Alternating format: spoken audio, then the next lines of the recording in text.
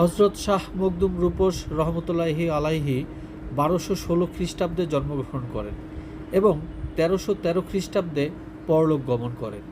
তিনি বাংলার প্রথিতযশা সুফি সাধক এবং ধর্ম প্রচারকদের মধ্যে অন্যতম।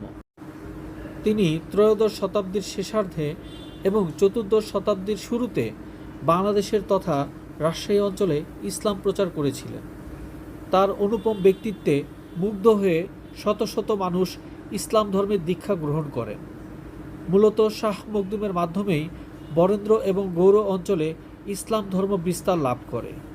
বর্তমানে এসব অঞ্চল মুসলিম সংখ্যাগরিষ্ঠ অঞ্চল। শাহ মখদুমের প্রকৃত নাম আব্দুল কুদ্দুস। ধর্ম এবং জ্ঞান সাধনার অনন্য দৃষ্টান্ত স্থাপন করার জন্য বিভিন্ন সময়ে তার নামের সাথে শাহ, মখদুম, রূপস ইত্যাদি উপাধি যুক্ত হয়।